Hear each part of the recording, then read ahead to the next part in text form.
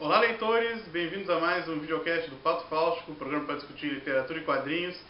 E se você gosta de um bom memorialismo nostálgico, com requintes de crueldade e perguntas presentes lançadas por um passado que já não pode mais respondê-las, você vai gostar do programa de hoje. Falaremos do Sentido de um Fim, do Julian Barnes, depois da abertura.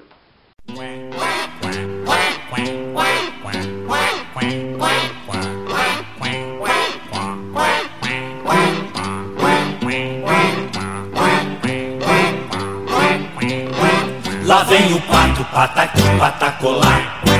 Lá vem o pato para ver o que há. Julian Barnes é um dos principais autores da sua geração. É da mesma geração do Ian McQueen, que nós trabalhamos alguns programas atrás. Trabalhamos o Serena, do Ian McQueen. O Julian Barnes nasceu em 1946. Esse é o 11º livro dele.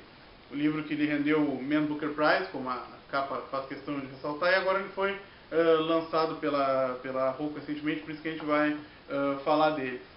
Conta a história do Tony Webster, que é um memorialista e que sexagenário, e que decide relembrar o passado, especificamente o tempo de estudante, né, e o seu grupo de amigos, com especial atenção por um tal de Adrian Finn, que é o seu amigo mais genial, mais destacado, um amigo que tinha já ideias filosóficas, de certa forma estava à frente em termos de intelectualidade dos seus companheiros, e a partir daí ele conta o seu relacionamento com uma mulher misteriosa, a Verônica. Depois ele acaba rompendo com a Verônica, que começa a sair com o amigo Adrian, e o tal do Adrian acaba se suicidando aos 22 anos, e depois esse sujeito acaba se casando com uma outra mulher, a Margaret, e de uma certa forma esse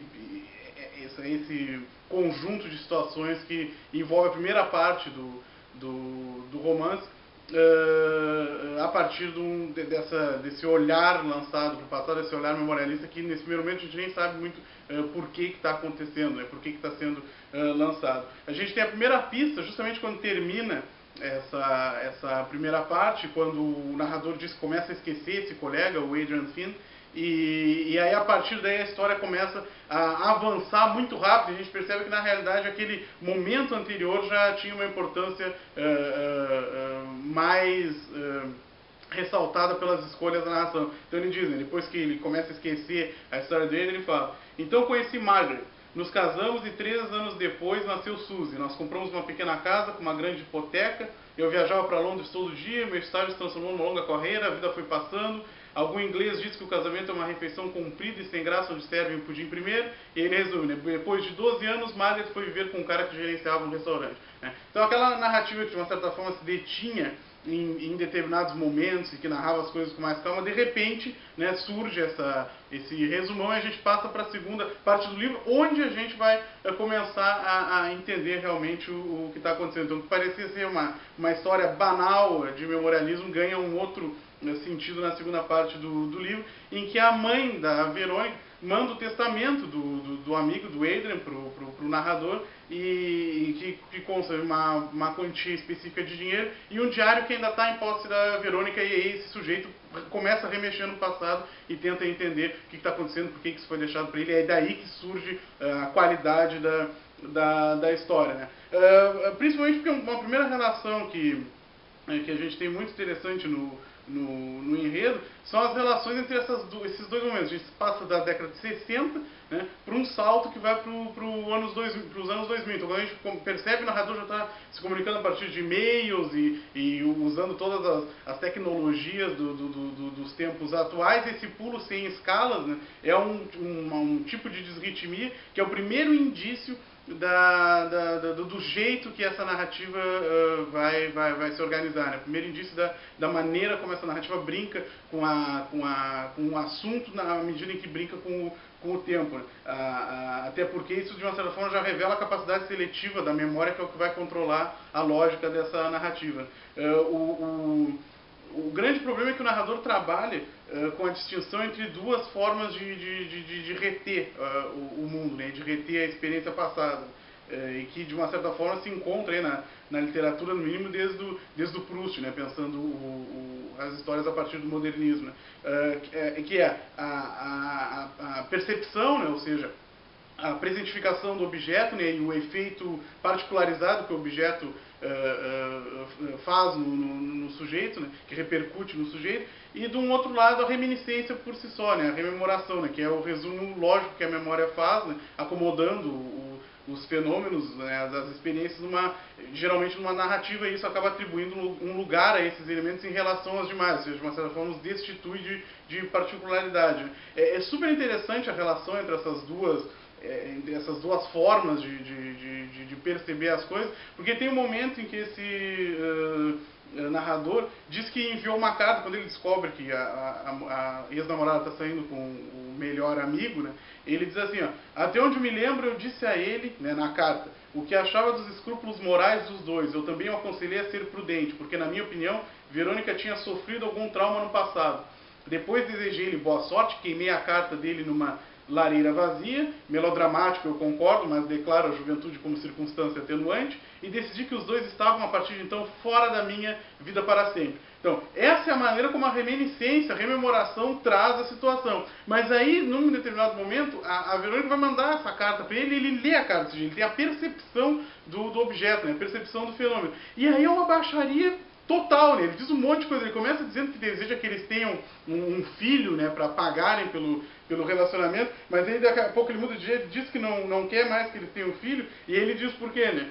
Seria injusto infligir a um feto inocente a possibilidade de descobrir que ele foi o fruto do vosso ventre, se me permitem a licença poética. Então continue a colocar o durex no cacete fino e comprido dele, Verônica. O troço é nesse nível o negócio. E ele ainda termina a carta dizendo: votos de boas festas para vocês e que a chuva ácida caia sobre suas cabeças juntas e ungidas. Isso aqui é a página 104 e 105. Então esse objeto traz uma outra característica do personagem, de uma certa forma permite que a gente perceba que o objeto que vivia na memória, quando apresentado de novo, pode revelar uma outra identidade do narrador para si mesmo e do narrador, obviamente, para o seu interlocutor e para o receptor. Né? E isso é interessante, porque é uma ambiguidade que vai estar em vários trechos da narrativa desse sujeito. Então tem uma hora que ele diz, né, na página 49, mais uma vez devo enfatizar que esta é a minha leitura atual do que aconteceu na época. Ou melhor, minha lembrança atual da leitura que fiz então do que estava acontecendo na época. Ou seja, ele já está relativizando os componentes. Tem alguns momentos em que ele, de maneira mais explícita, ele se impõe em dúvida. Então ele diz, né, o Ford é a família da ex-namorada dele, os Ford eram mais elegantes do que os Webster naquela época, e eles iam continuar sendo para sempre. Ou isso era mera paranoia da minha parte? Então ele já dá alguns indícios, né? Então essa ambiguidade ela está explícita também na maneira como ele narra. Né? Esse tratamento ambíguo também se estende à perspectiva histórica do livro. Né? Tem um momento que ele diz assim, ó, a maioria das pessoas dos anos 60 ainda estava experimentando os anos 50.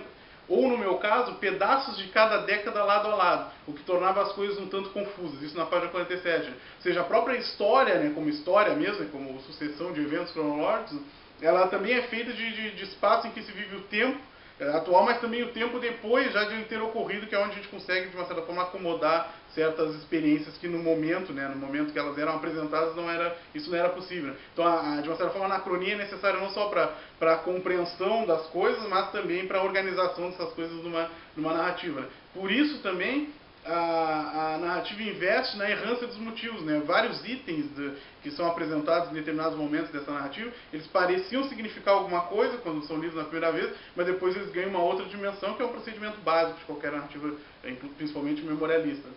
Mas é interessante que esse deslizamento de informações, né, oferece a imagem de um embate muito específico, que é o embate entre a capacidade dinâmica de narrar do sujeito, né, do homem, e as relações petrificadas pelo passado e também pela memória que se transformam numa narrativa. Então, de uma certa forma, o sentido do fim, né, é basicamente o sentido do próprio tempo. Isso cria uma outra problemática para o herói, porque a experiência do sujeito, principalmente quando resgatada pela memória, ela envolve outros centros de de perspectiva, né, que é como alguns autores chamam. Nesse livro isso é muito perspicaz, porque todas as personagens descritas são descritas em rápidas linhas, do jeito que ele não perde muito tempo definindo os caráteres. E como se a completude alheia, né, como se a totalidade do alheio, da identidade alheia sempre escapasse e ele também não se preocupasse em criar. Né? Isso acaba criando uma crise também muito particular desse homem que não consegue entender uma série de coisas porque não consegue se relacionar de novo. A gente percebe que ele não se dá bem com a família, ele reitera que ele se dá muito bem com a filha, mas pouquíssimas vezes a gente vê ele se relacionando com ela, e tudo isso de uma certa forma desemboca no lamento final, né? Que são as últimas 2 linhas do livro que não revelam nada, eu já digo de antemão, pelo contrário, acho que podem incitar a curiosidade para a narrativa, que é quando ele termina dizendo assim, pensando, né, todas essas possibilidades dessa crise que a gente falou aqui. Ele diz, existe acumulação, existe responsabilidade, e além de tudo isso, existe inquietude, existe grande inquietude. Bom, eu espero que inquieto, né, esteja a sua vontade, né, inquieta, esteja a sua vontade de ler O Sentido de O Fim de Lambarnas, que é uma leitura que vale realmente a pena.